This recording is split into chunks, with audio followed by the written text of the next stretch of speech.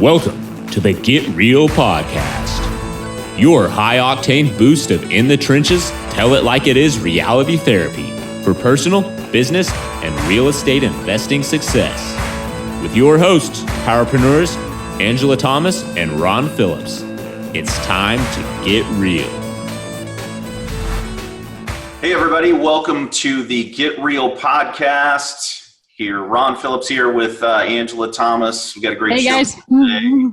Man, I'm actually really excited. I got a buddy of mine who I've known for years, and he's.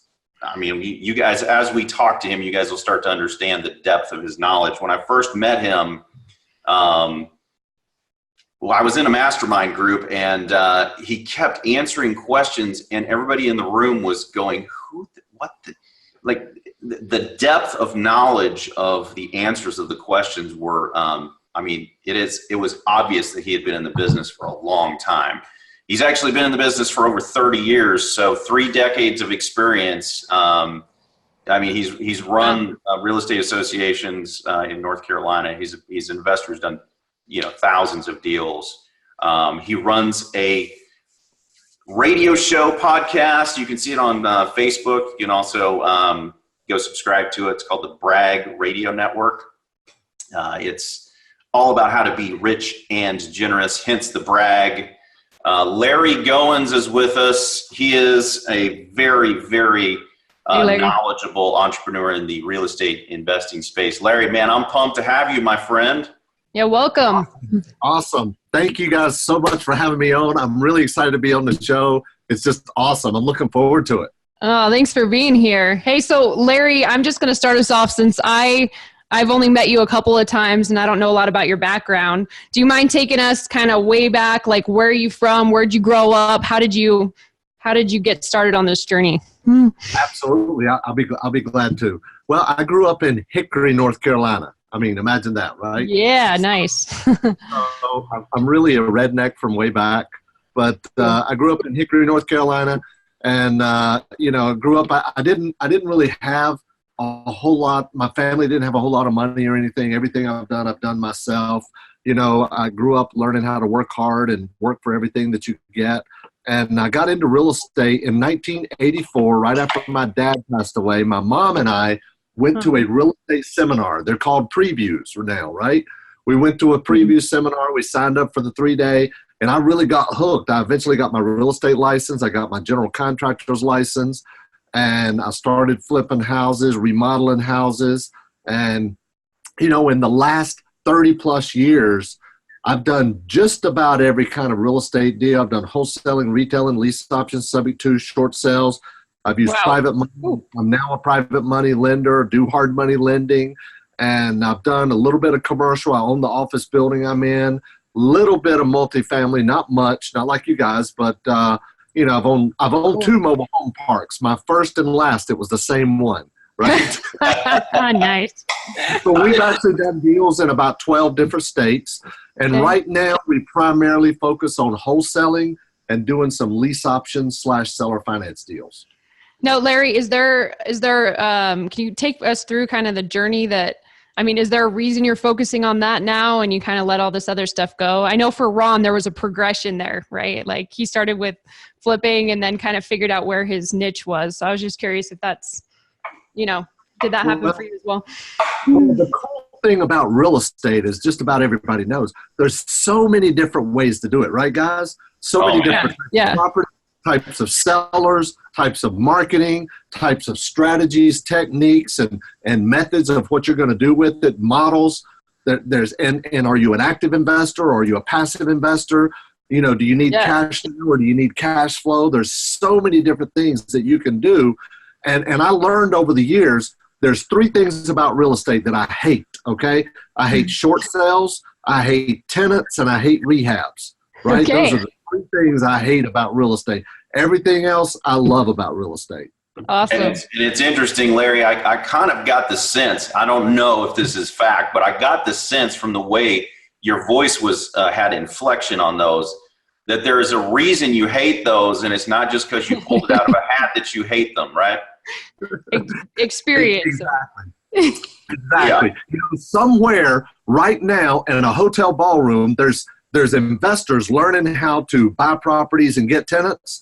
Oh, yeah. Somewhere there's a seminar in a hotel ballroom where tenants are learning how to rip off landlords. Yeah. That's so good. Oh my gosh. Man. Yes, I think a few of those moved into some of my properties last year, Larry. I'm almost positive.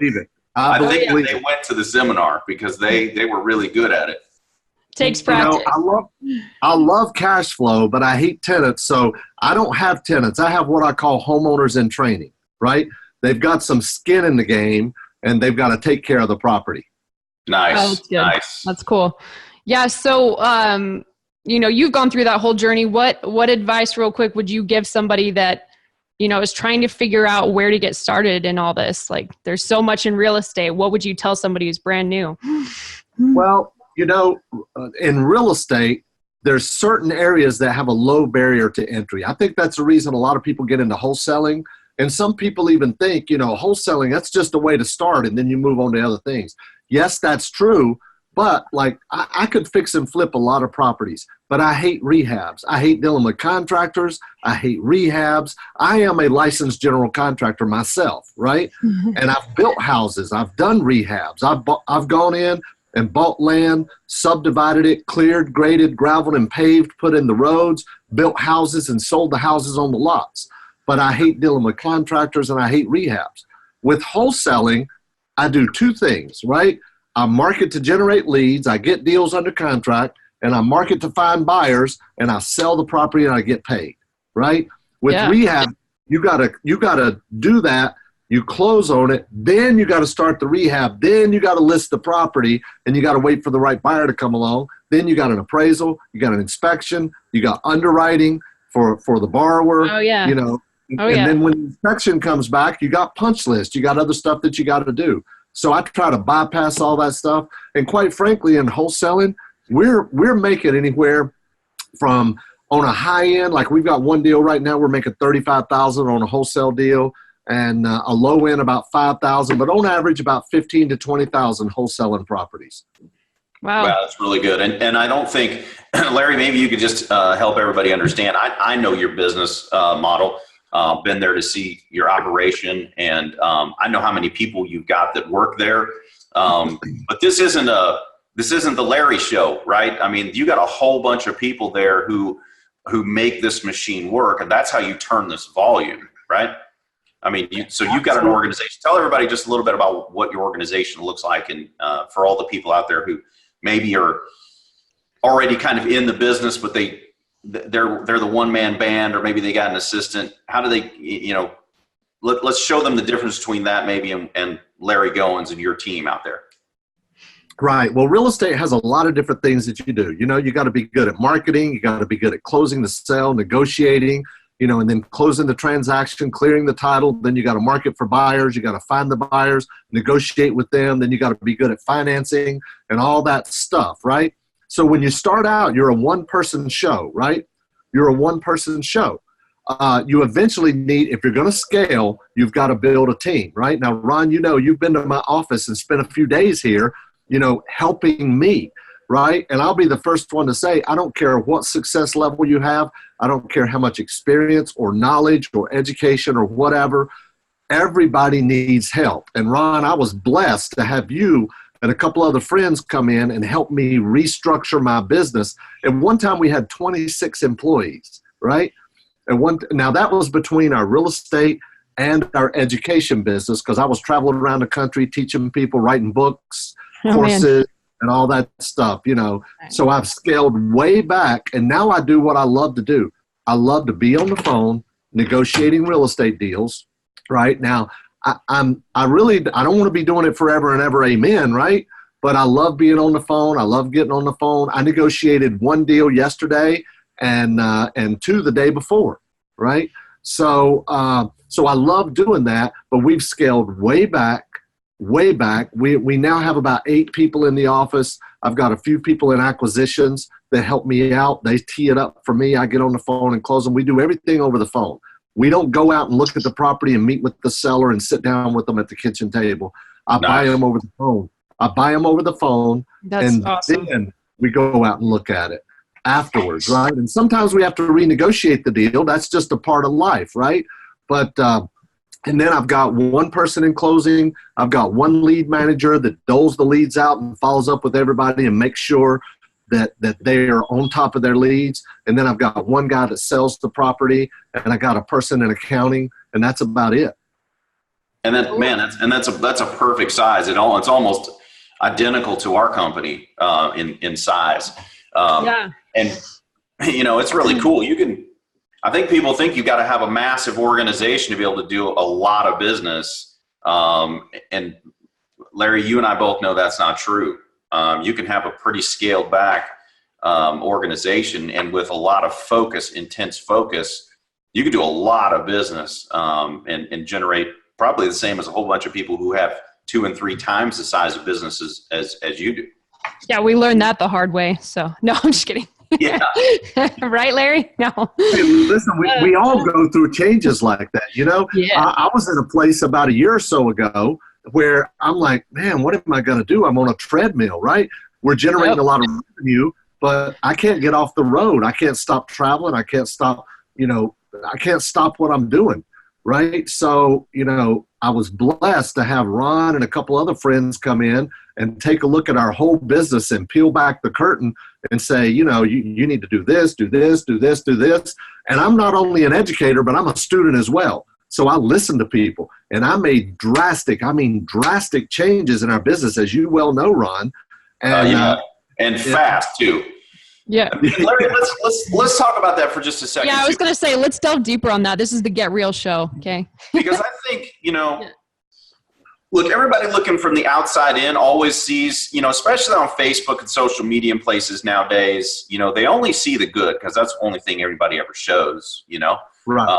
They don't see the turmoil on the inside, right, and on the inside of the organization and on the inside of the human beings.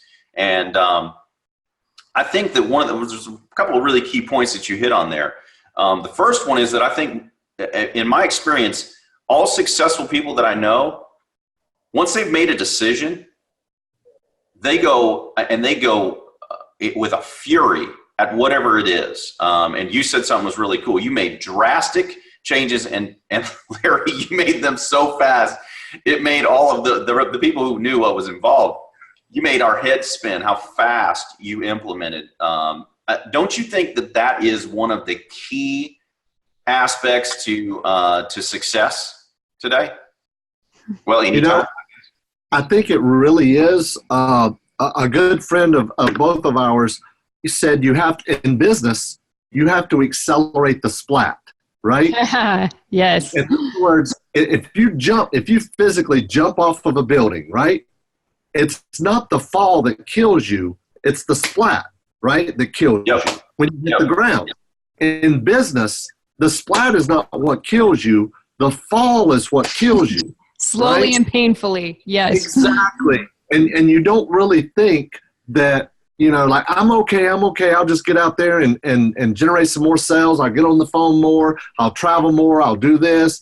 Some things you can't work your way out of. Now, don't get me wrong, it wasn't like I was going out of business or anything, although Ron did make the comment to me, Larry, you've been out of business 2 years, right? And I've never shared that with anybody, right? Oh, thank you, Larry. But this is Get Real, right? Yes. So, he's like, you've been out of business for 2 years, and I'm thinking, I really have been working just to keep all this going for 2 years. It wasn't a business that served me. I was serving the business, in other words. Right? Yes, man, that's a big deal, Larry. That's a big deal. We just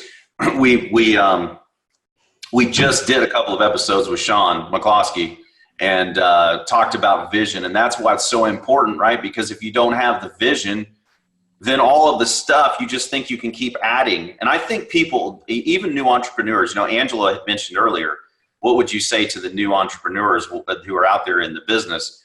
We always want to give them some kind of a technical, this is how you do a deal or whatever. But doing deals is not the hard part. The hard part is trying to figure out how you scale without eliminating every other piece of your life, right? How do you have a business that serves you continuously and serves all of the other people?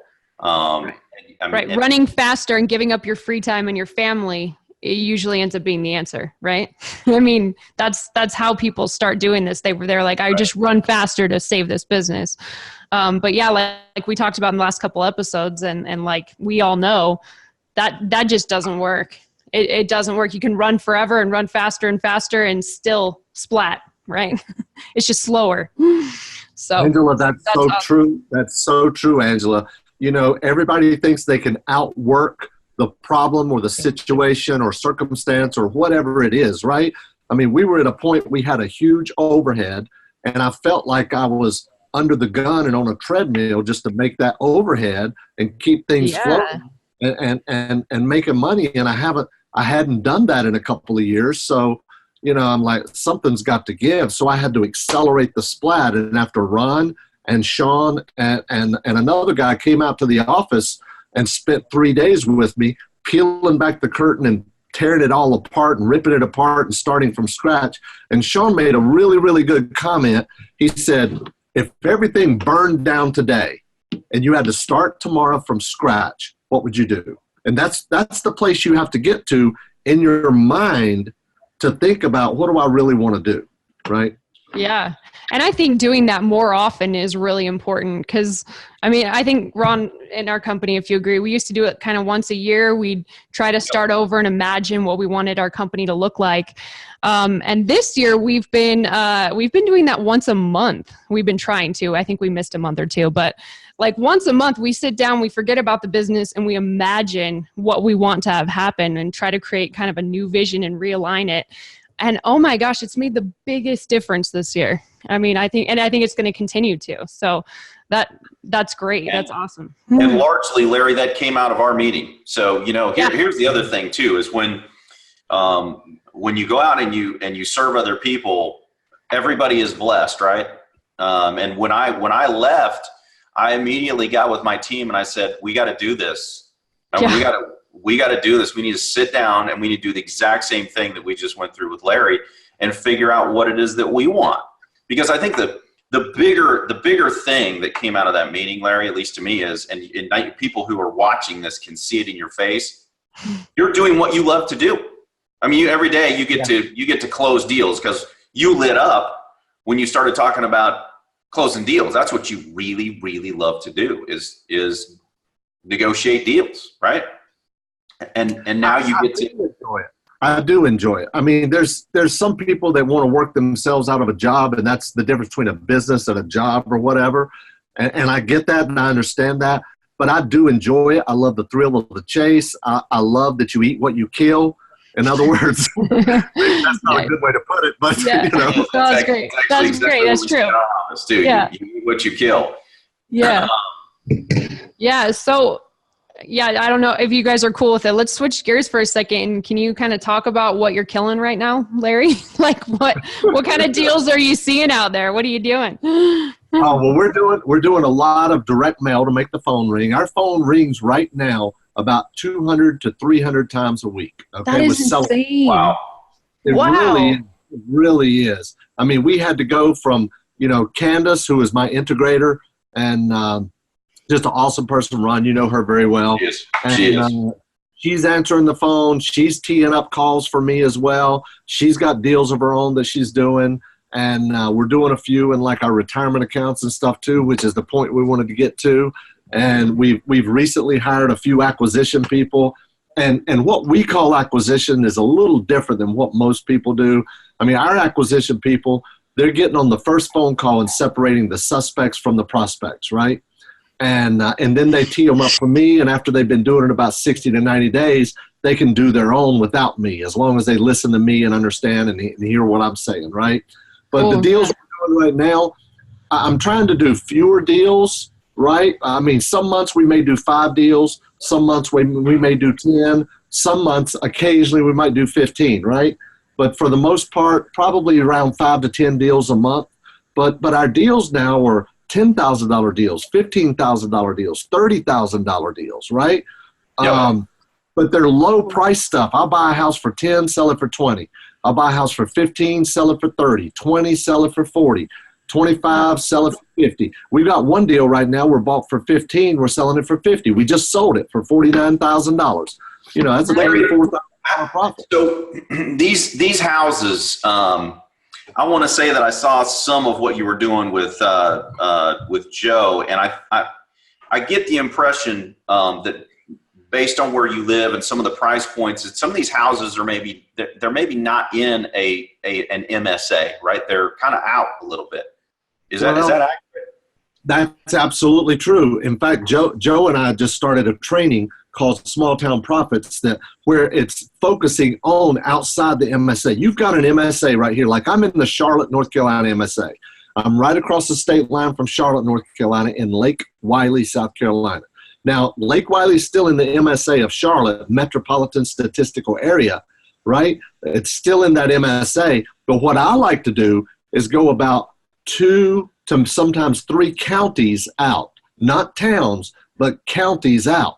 In other words, when I market to people, usually they have nobody else they're reaching out to or has reached out to them about buying their property. Okay. Wow. And I like it that way. That's because cool.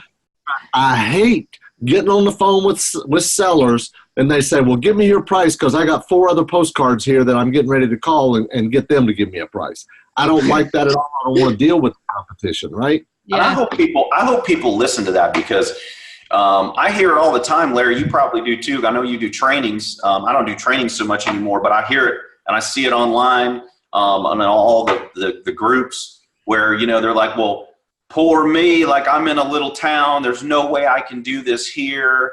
How do I have any success when there's only 30,000 people in my town? And you're just saying, that's where I fish. Right? I mean, you're saying. Let me tell you something, guys. If you're listening or watching this right now, maybe you're in Indianapolis, right? And you're a small fish in a big pond.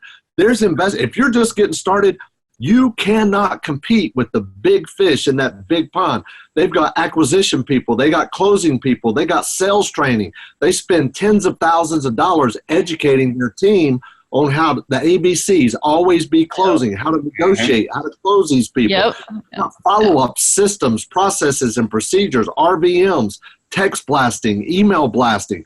If you are a brand new person starting out, you cannot compete with that, right? But if you go out a couple of counties into a small town, now guess what? You're a big fish in a small pond, right? And it's more about the relationship, building rapport with the person.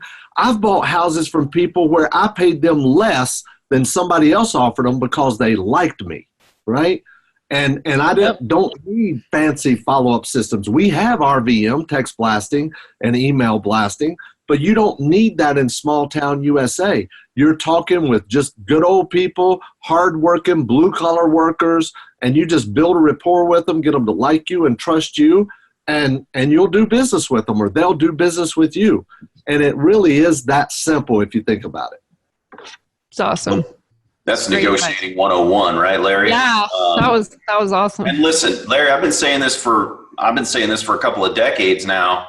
I think that the biggest thing that's not taught in the seminar world, and you can speak very, very candidly about this because you've been in that world. You're in that world. I know you do.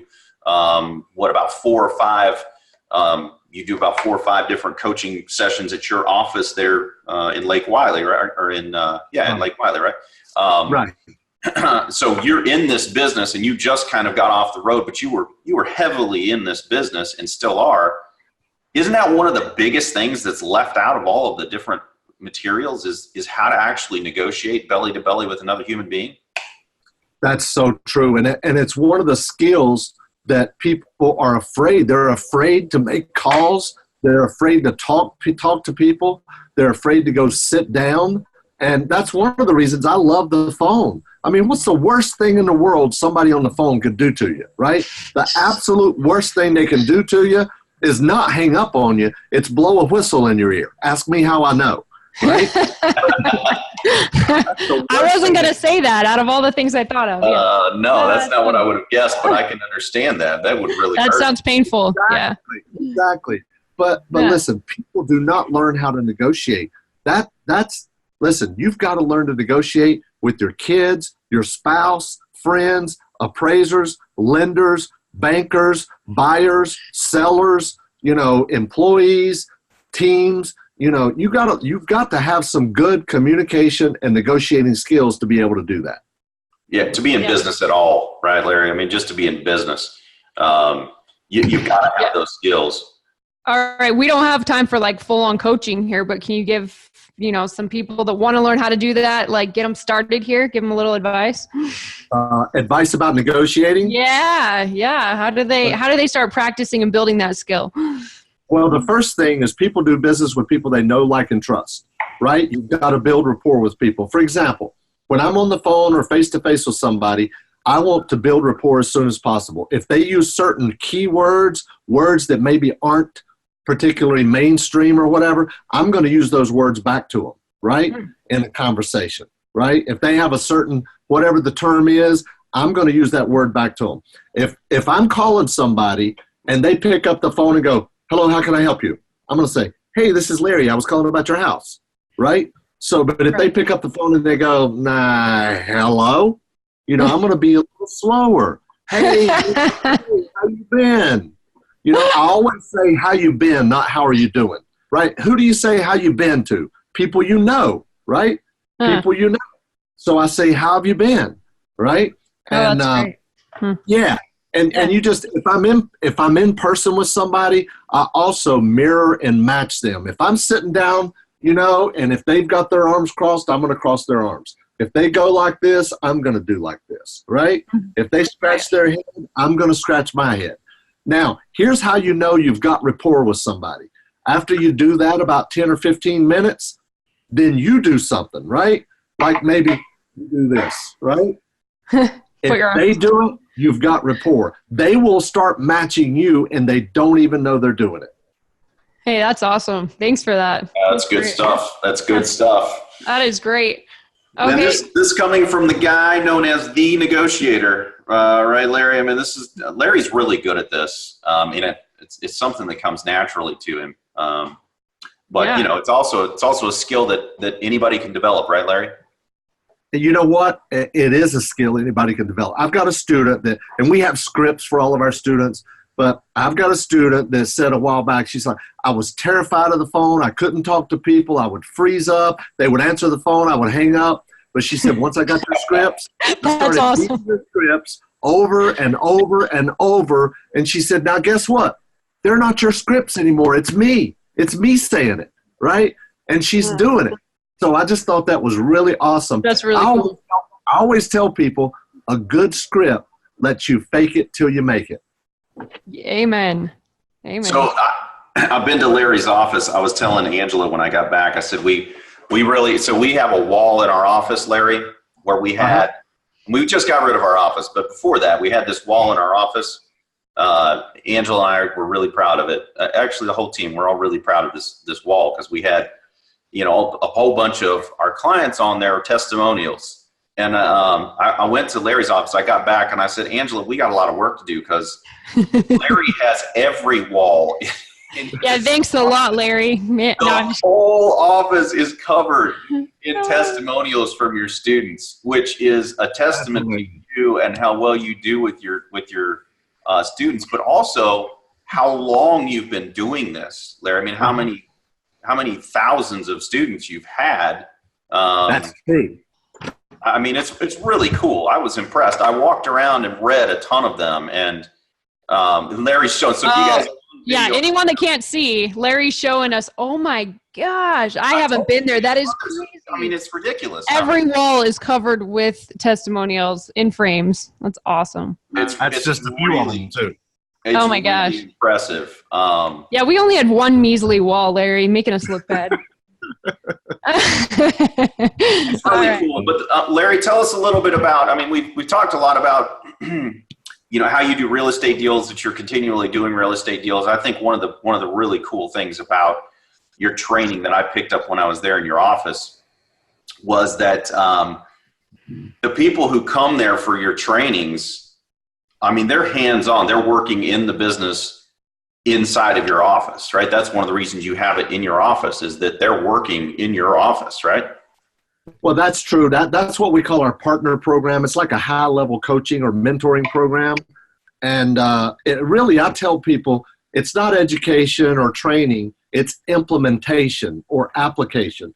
People who are in my partner program, they come here for 3 days. And during those 3 days, they're getting their website set up. They're getting their marketing going. They're buying their direct mail list. They're ordering their bandit signs. They're getting their Facebook ads going. They're doing everything. So when they get home, the phone starts ringing.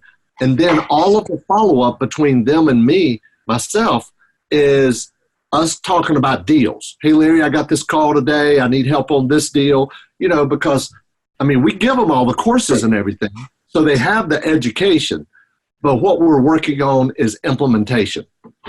Yep. Yeah, that's a big thing that's missing in the whole real estate education world everywhere, on every side. That's one of the reasons Ron started his company, is because everyone would go to these seminars and learn how to invest in real estate. But then, they're like, well, what do I do now? Sure, this is all great, but how do I, they just never did it, Larry. Get over that hump, man. Right. Yeah. Right. So we don't have a coaching program, but we kind of help our clients figure out how to actually start doing it. So that's amazing. That's the bigger part than the education, because I think you really learn once you're actually doing it.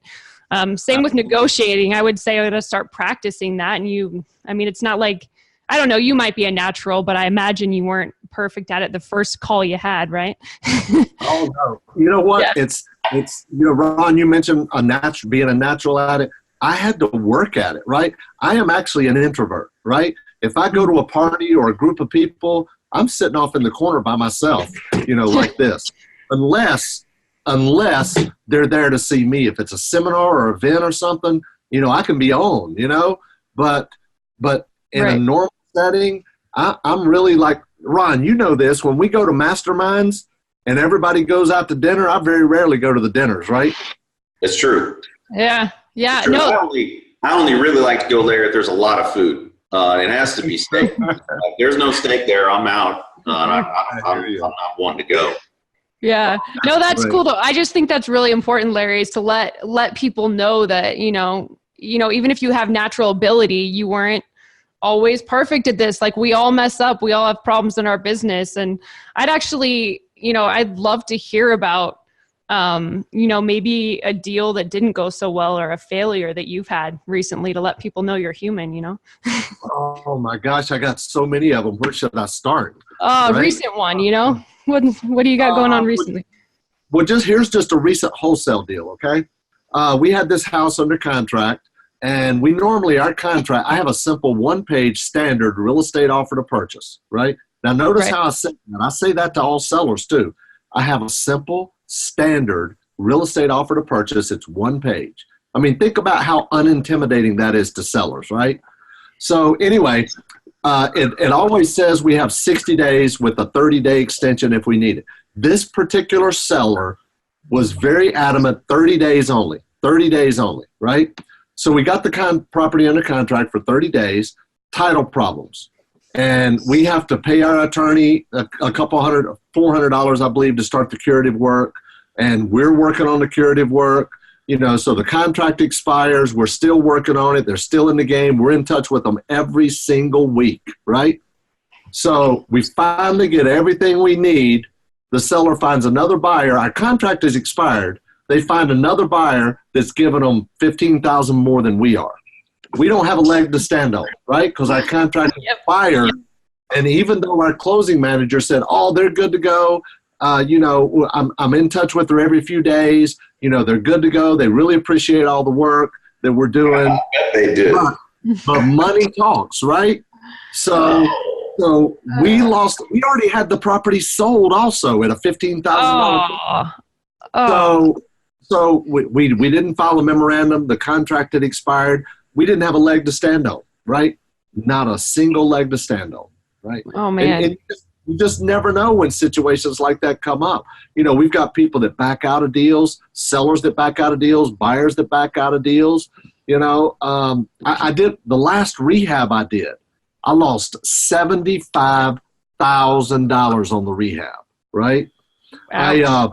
Wow. It was the day before the open house. The day before the open house, and it was in January, and we were Favorite getting time ready. to have an open house. Yeah. I know, right? In I'm just kidding. the middle of winter, right? Yeah. Awesome. And guess what? It was the coldest it had been in 2 years. So I know where this story's going, Larry. that Saturday morning, a neighbor calls me and says, "Hey, isn't that your house at such and such?" I said, "Yeah." He said, "I don't know what's going on over there, but all the windows are fogged up and there's water running out the front door." Oh, shit. Yeah. Oh, So no. guess what? The contractor, what's the first 3 letters in contractor? The Con artist. No, I'm just kidding. Go ahead. The contractor, he left the water on and the heat off. And guess what? Gosh. Guess what? Insurance companies will not pay if the water is on and the heat is not, right? So I couldn't get this contractor to come back, couldn't get him to do anything, wouldn't even return my calls. I found another contractor, in which I grew up with, and I found out he was in the business. I gave him about $15,000 up front. He never did any of the work, right? And it was a water leak on the second floor, right? We had to take the sheetrock down from about waist high on the second floor all the way down, even the subflooring and everything on the first floor. Oh, my right? God. So we finally ended up selling it after we got it done, and we lost about $75,000 on that. Oh, that hurts. Okay, so I think I understand why you hate rehabs now. I know that doesn't sound. So how do you come back from that, Larry? Obviously, you didn't just get all depressed and go hide in your house and say forget it. You how do you turn this around? Well, I've always kind of felt like I could do anything, whatever it is that come up against me. I always felt like I could do it, but I would try to create a learning experience from that and use that in future deals, right? Like I learned I hate rehabs. I don't like dealing with contractors. Yes, you did. I don't like the unknown. I don't like dealing with retail buyers. They go in, look at a house, they're nitpicking everything. Then the house has to appraise. Yeah, don't get me started on that, Larry. I'm trying to sell my house right now. You're poking the bear right now. Oh my gosh, people and their stupid white cabinets, man. I'm gonna kill them all. No, I'm just kidding. If anyone's listening to this, I'm good. But no, Angela's not good. She's very upset right now. She's coming into her house and they don't like her cabinets. No, just they're they're knotted oak. They're pretty, but people want their dumb white cabinets, and it's just really pissing me off. Oh my gosh. That's awesome. Anyway, sorry, I interrupted your flow there, but you don't like retail buyers. Yeah. No, I don't want retail buyers because they're going to nitpick you there. They're annoying. Who's paying the closing costs? Are you going to give me, money for this, money for that? You're going to give me, will you carry a second mortgage? All this stuff. And then they get an inspection and they use all that stuff against you to lower the price. You got to go in and do more work. I hate retail buyers. Maybe that's the fourth thing I need to add in addition to short sales. Your hate list got longer on the Get Real show. That's what happens. There you go. That's awesome. Well, Larry, okay. you've got this awesome business that you do. You help thousands of people understand how to do this business, and you help people actually implement the business. And man, you've dropped a bunch of really cherry, just some really good advice on our audience. I mean, just from negotiation to, how to get started, how to not do a rehab, and just a really, really good knowledge. If people are on here and they're saying, man, I'd love to get in touch with Larry and his team and try to learn some more from you. I know you've got the Bragg Show, right? For sure, people can look you up on Facebook, on the Bragg Show, on iTunes. How else can they get a hold of you? How else can they reach out to Larry Goins and get some more information from you? Well, our main website is just my name, LarryGoins.com, right? You're so lucky, man. I had to put a hyphen in mine because there's a preacher. Ron Phillips, a preacher, and he beat me to ronphillips.com. Go ahead, Larry. All right. Should we spell Goins for everybody, though? You know, so it's Larry, GOINS.com, right? Perfect. Got it. Okay. You know, if they would like to get a free copy of my book, you know, we could get them a free copy of the book. They could reach out on the website or call 877-LARRY-GO, toll free. And Zenobia, who is my insourced virtual assistant, she's from India, but she's right down the hall. So that's why she's insourced, not outsourced, right? Nice. Okay, that's awesome. So thanks, great. Larry. So I like to, if you don't mind, I like to wrap things up by having you, can you just share like 3 things you wish you would have known when you got started with real estate investing? 3 things I wish I would have known when I started in real estate investing. Yeah. Well, there's 2 things everybody needs to do real estate: deal flow and money, right? Deal flow and money. And I wish I would have known or had a mentor when I got started. And that's not some easy way to try to get somebody to call me to mentor them. I know the value of having a mentor. I know the value of being in a mastermind. Ron, you and I have been in 2 different masterminds together. Yep. And I wish I had that. If I hadn't paid, right, if I hadn't paid the $22,000 a year that I pay for one mastermind, Ron would not have come to my office and helped me save my business. Help you get off that treadmill, right? Yeah. Help me get off the treadmill, right? Yep. So don't be afraid. I mean, I get people all the time that maybe they just meet me or something. You know, well, Larry, if I buy this course of yours, am I going to have to buy another course? Is there ever anything else I'm going to have to do? Oh, I mean, come on. That's a closed mentality right there, right? Yeah. You know, I mean, you see some of my stuff, right? That's just 2 bookcases. You know, I've got really, you know, 4 or 5 bookcases at home, but there's another 2 over there, right? The learning does not stop. You don't buy a course and then, okay, I'm done. Yeah. I just texted a buddy of mine yesterday and said, "When's your next event?" Because I wanted to come learn from him. I mean, it never ends. So you can pick up one thing that lets you get one more deal or do something in your business better. It's worth the cost of whatever the event is. So definitely. Absolutely. And you know, Ron, you and I were just at an event not too long ago, probably 6 months ago or so, where you and I both sat in the audience and paid $7,500 a piece to be there. Yep. And I got a whole page worth of things that I could do better in my business. And the other thing, Larry, was I was currently doing that business. I was already doing. And I went to learn from someone else in the business just to see if they were doing some stuff that I wasn't doing. And of course, they were doing things a little bit different. And the things that they were doing different are things that I could implement immediately in my business to make more money. Yep. I think there's another thing we need to share too. And I think this is very, very important. A lot of people think, you know, oh man, we're friends. Just let me in that event. The guy's event that you and I both attended, we're really good friends. I mean, we've gone on vacations and stuff together. We still paid our way to get there, didn't we? Yep. And I just talked to him last week. We're really good friends. I talked to him quite a bit, and we're in masterminds together with him too. And my buddy that I texted yesterday was at this guy's event as well, same room as you and I.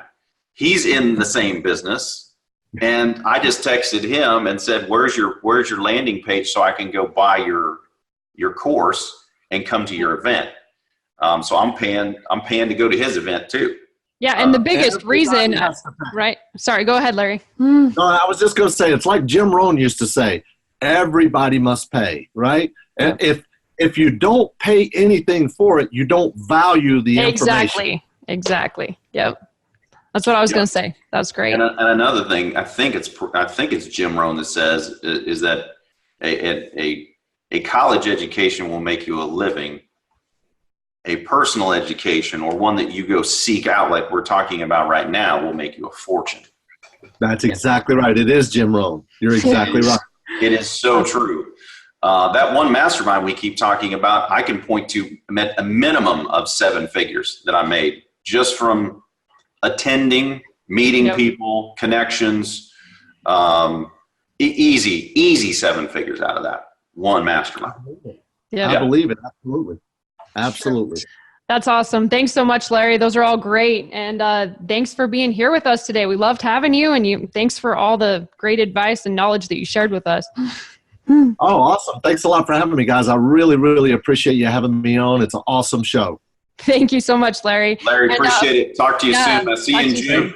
Yeah. Bye-bye. Hey. This has been the Get Real Podcast.